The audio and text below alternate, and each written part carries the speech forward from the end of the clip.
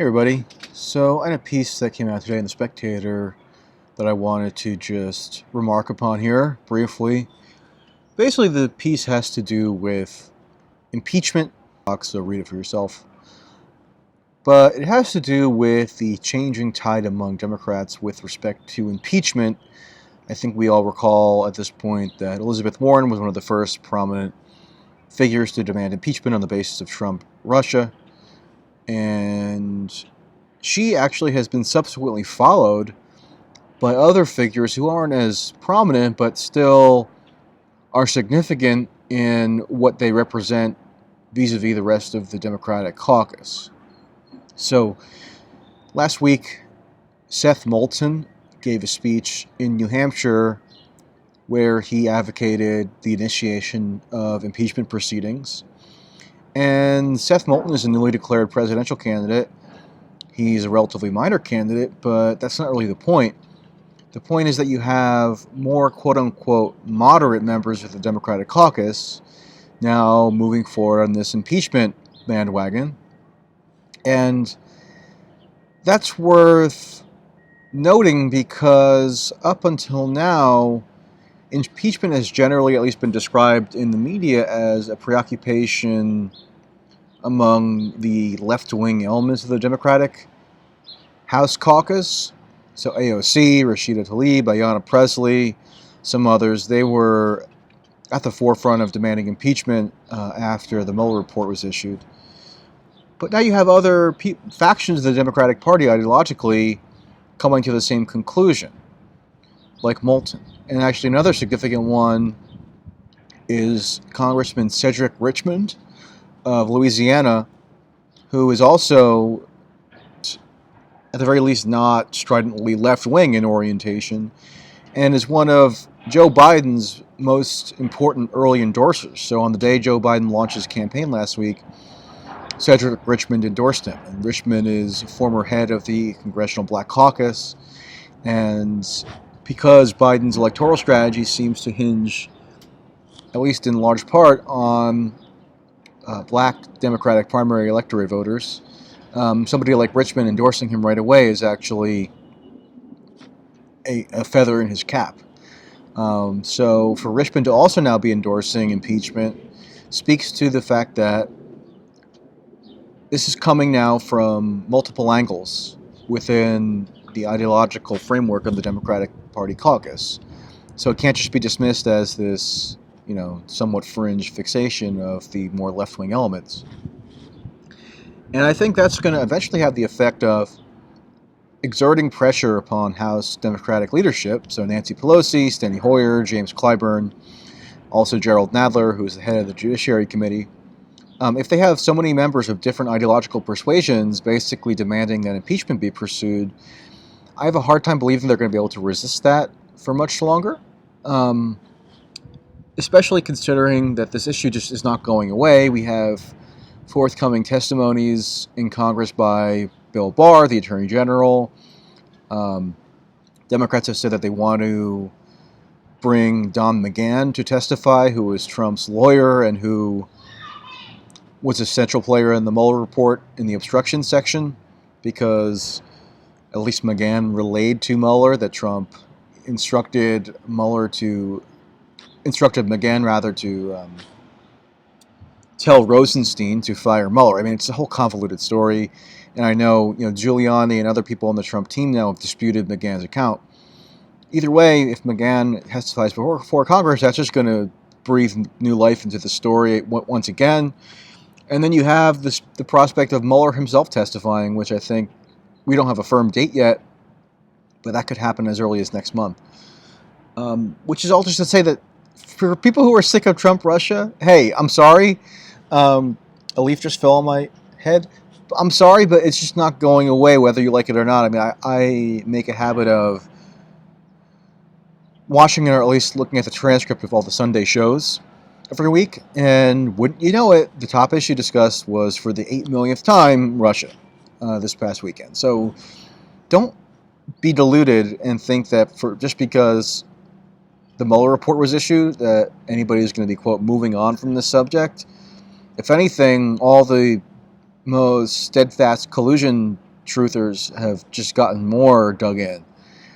And they're saying that we can now impeach Trump on the basis of obstruction, which on a technical level, yeah, legally, hypothetically, you could separate that from collusion, but politically, no, you can never separate the two. The only reason why there were any obstruction considerations in the first place was because we had a collusion investigation, which gave rise to ancillary concerns around obstruction. And so if Elizabeth Warren now wants to say that, yeah, we got to impeach Trump, but only for obstruction, I just don't believe that that's ever going to be the case. I think it's always going to be, they're always going to be invoking rationale that do pertain to the core collusion thesis. Actually, Cedric Richmond on Face the Nation yesterday said that Trump attempted to collude with Russia. So just that attempt could formulate the basis of some article of impeachment that they come up with. So, no, it's not going away. Don't kid yourselves. Strap in, whatever.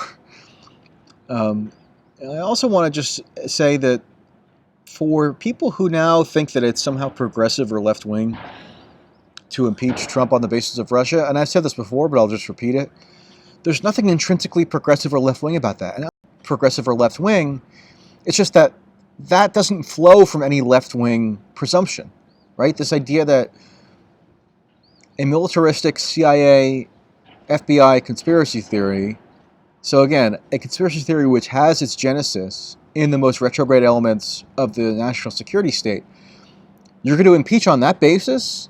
Okay, I mean, you can do that, I guess, if you want to come up with some arguments as to why that's desirable, but don't pose as somehow you're the standard bearer of all left-wing virtue, because there's no necessary connection there. In fact, you can make the argument for the exact opposite, which is that it's resolutely non-progressive to want to pursue that course because you're giving credence to these machinations in the security state, which, as we now know, if you read the Mueller report, were founded in basically nothing.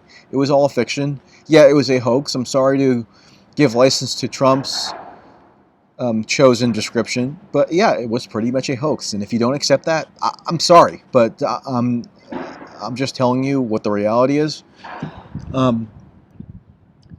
There was never any good reason why Mueller had to go through and exhaustively investigate all of these, quote, ties and connections that Trump officials have with Russia. I mean, one of those supposed ties that was a huge meltdown of a story in 2017 was that Jeff Sessions met with Kislyak, the Russian ambassador, at a public event at the Republican convention in 2016 and shook his hand and exchanged some pleasantries. That was supposedly collusion, and that's why Sessions recused, which led up to the special counsel being appointed, because then Rosenstein had to take control of that. So if you're saying that had to all be thoroughly investigated, I mean, I just don't agree, because any commonsensical perspective would have known right away that it was not anything illicit, or at least illicit in the way that conspiracy theorists claim. But now if AOC and Rashida Tlaib and these people and Elizabeth Warren want to say that you're not a progressive unless you endorse impeachment, I just don't think that logically follows. And I don't think people should just assume or accept that rationale, because it's just not tenable. And on the obstruction question, I mean, if you listen to this interview with John Dowd, who was one of Trump's lawyers from 2017 to 2018, that I actually would recommend people listen to. It's on the podcast of Byron York, who's a Washington Examiner columnist and a Fox News contributor, and you can roll your eyes at that if you want, but he's had some of the best information on the story. He actually had a 2-part interview with John Dowd on his podcast, and one thing John Dowd relates is that throughout 2017 and I guess into 2018, Trump had, excuse me, would relay complaints that in his meetings and discussions with foreign leaders, whether it was on trade or some other foreign policy issue, the foreign leaders would bring up to Trump, hey, are you still going to be around? I mean, you're under investigation, right, for colluding with Russia. What's going on with that? So Trump would complain that this investigation was actually hindering his ability to conduct foreign affairs. And if you read the Mueller report, Mueller interviewed Dan Coates, who's the director of national intelligence, and Mike Rogers, who was formerly the head of the National Security Agency.